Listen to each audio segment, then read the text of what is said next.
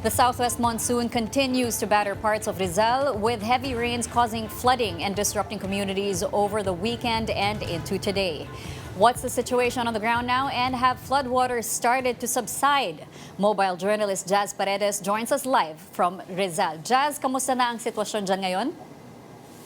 Yes, Seska, sa mga oras na ito ay pabago-bago pa rin yung lagay ng panahon, Seska, no? Sa isa ating buong araw na pagbabantay, may mga araw o may mga oras na lumalabas ang araw, mainit at mataas ang sikat ng araw. Pero kung makikita nyo ngayon, Seska, ay bumubuhos na naman ang ulan. Although hindi na siya ganun kasing lakas, kagaya ng mga nauna natin noong red rainfall warning, ay bahagya namang nag-subside. Pero dito sa aking kinatatayuan, ito yung Sala Dam na kung saan ito binubuksan yung water gates sa Baras River at nananatili namang mababa yung level ng tubig. Kumbaga, hindi pa tayo maabot doon sa yellow and orange na level ng tubig.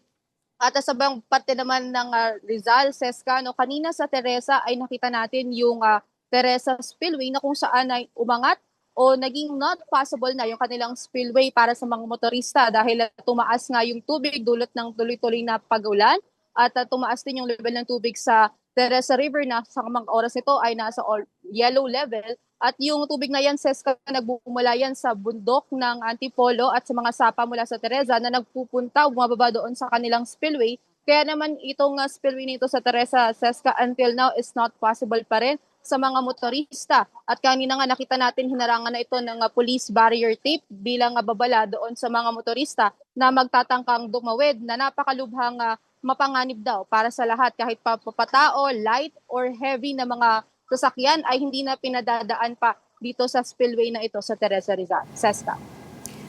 Jazz, kanina may nakita kami mga tao sa likod mo. Meron ka bang information kung bakit nandyan pa sila? Pinayagan na ba silang pumwesto sa tabi ng ilog?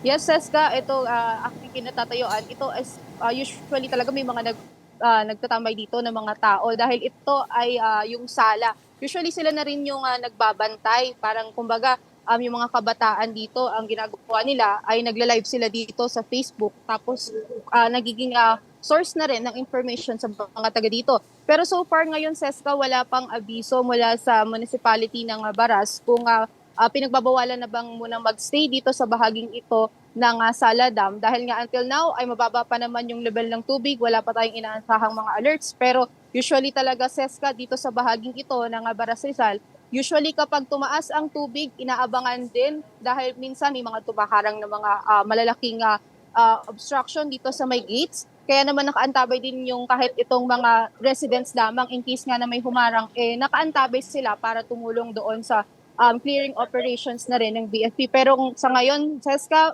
maayos at mapayapa pa ang lagay ng tubig at ng ilog na ito. At makikita natin yung iba, naglumalangoy pa sila dyan at nagkumukuha pa ng isda dahil mababa pa naman yung level ng tubig. At pakita ko lang, Seska, no, malakas ang agos pero mababa pa sa mga oras na ito yung level ng tubig dito sa Baras River, Seska.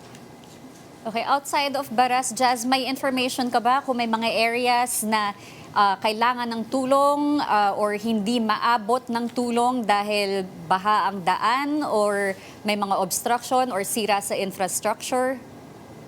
Sa ngayon, Seska, sa ating paglibot dito sa kabilang bahagi ng Rizal, nag-ikot tayo around Teresa, Baras, and Morong.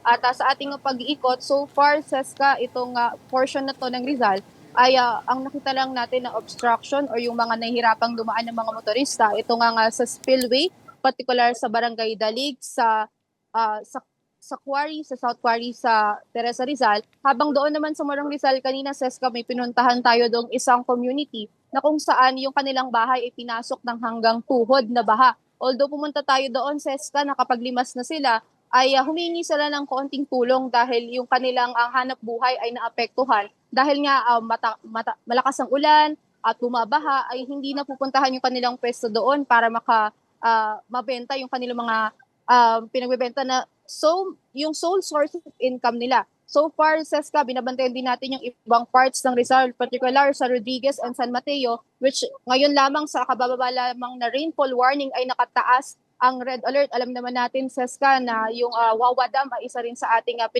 binabantayan as of now Kaya naman may ding binabantayan itong mga areas na to, lalo na nagbabadya uling lumakas ang ulan dahil nga katataas lamang ng red rainfall warning sa mga parte na ito ng Rizal, particular sa San Mateo at sa Rodriguez. Seska. Thank you for those updates, mobile journalist Jazz Paredes.